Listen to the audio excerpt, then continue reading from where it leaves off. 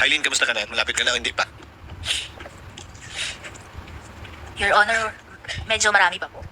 To folders the documents, these are the ARs mentioned in the tabulation, which she also is looking at, Your Honor.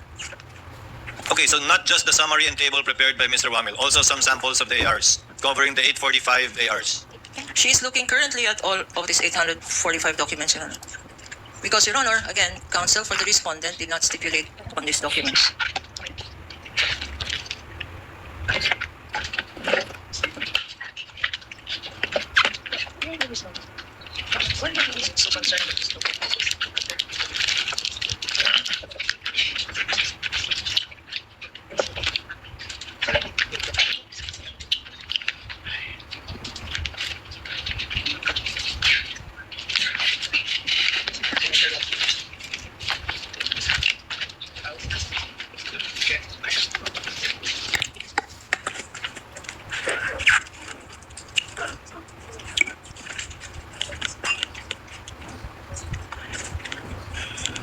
Your Honor, please, for efficient use of time, Your Honor, these ARs are just being shown to the witness, Your Honor, for identification, but counsel for the respondents may certainly go over them one by one after this trial this afternoon, Your Honor.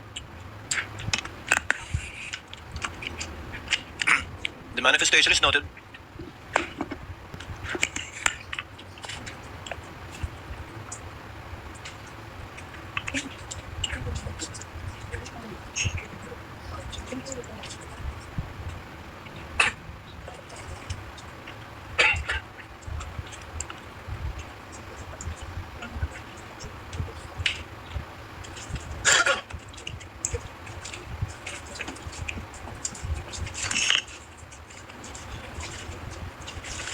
Show it to the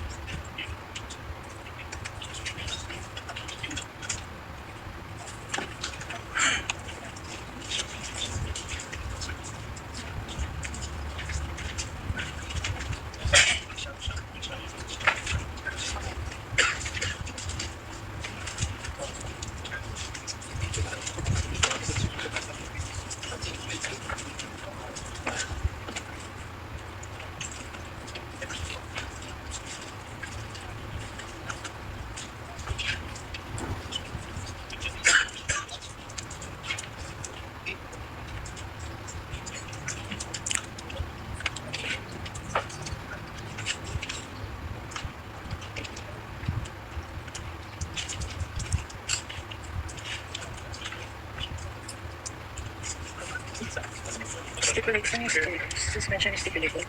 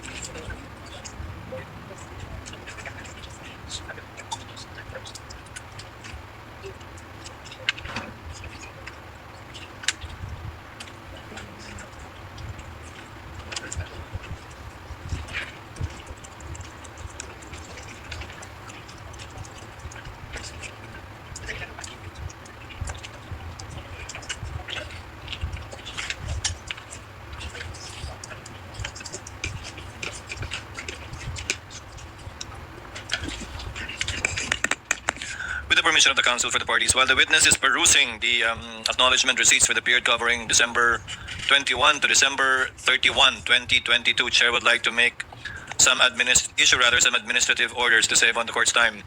On the subpoena documents which were submitted to the clerk of court on July 30, 2026, and on those that will be submitted on August 13, pursuant to the request for extension by the two aforementioned banks, namely BDO Unibank and Security Bank.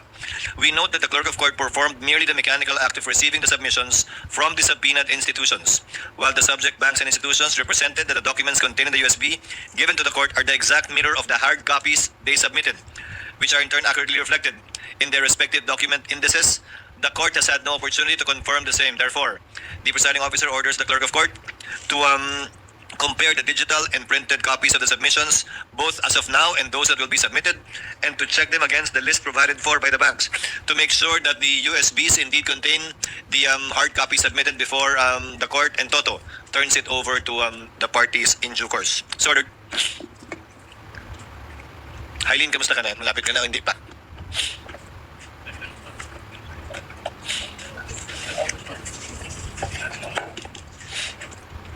Your Honor, medyo marami pa po. 2 folders na.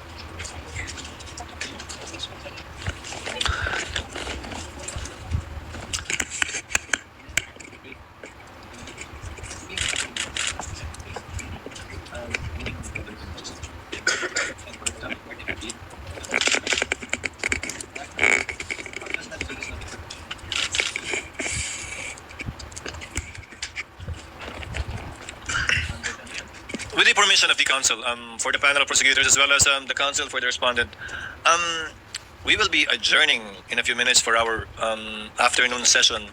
So able to move on somewhat. The court directs that Hailin go over these documents after today's trial, so that when she continues her testimony on Monday, that she can already testify as to those documents, if indeed those are the same documents that she reviewed, perused, and were turned over to her by Attorney Wamil. In the meantime, counsel, perhaps we can proceed with the table of or the summary prepared by either Mr. Wamil or the witness before we call for adjournment. At least napakinggan natin si Ms. Hailin.